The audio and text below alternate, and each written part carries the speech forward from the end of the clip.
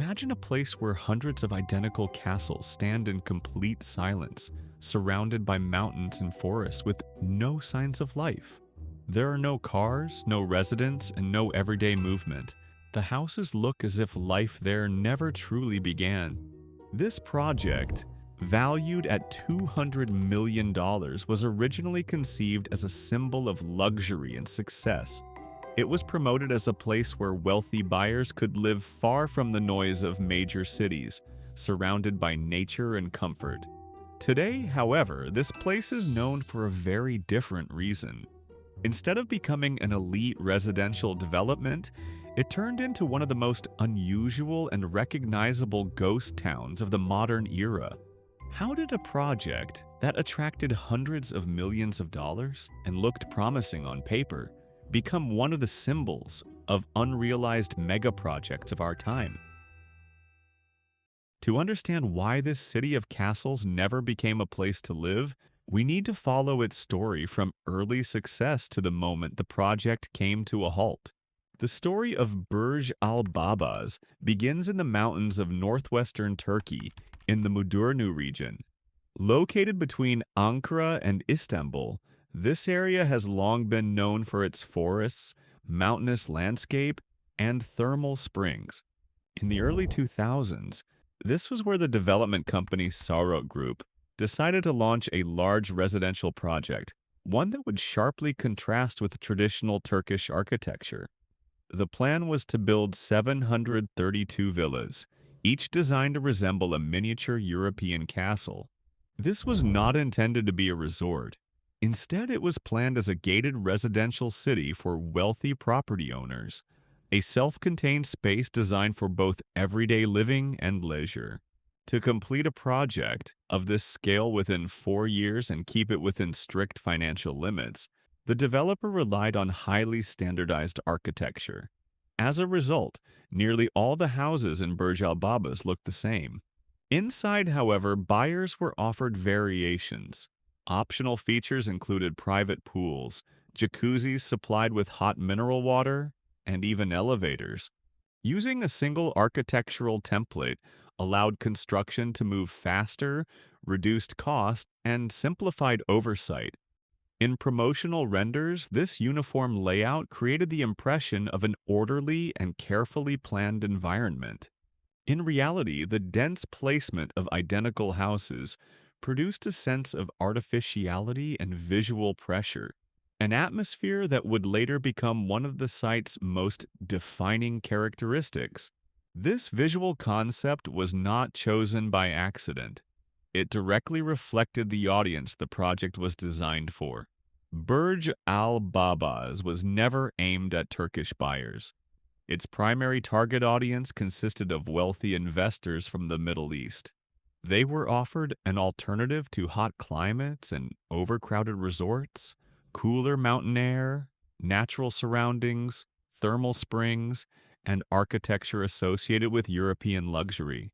Prices for a single castle ranged from $370,000 to $530,000, which appeared reasonable for this audience. At least in the early stages, this strategy worked. Construction began in 2014 and progressed rapidly during the first few years. At peak activity, up to 8,000 workers were employed on site, and the valley quickly filled with stone villas. The developer even opened a sales office in Kuwait and actively promoted the project across the Middle East. By 2018, 587 castles had been built, and approximately 350 of them had been sold. At this stage, Burj Al Babas appeared to be a successful project moving steadily toward completion. It seemed that the city of castles might actually become reality. However, this success existed mostly on paper. Outside of sales reports and marketing materials, pressure around the project was steadily building.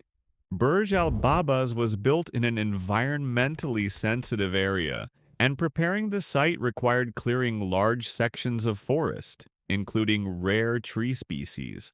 For local residents, the project felt like an intrusive development that damaged the natural landscape and ignored the region's established architectural identity.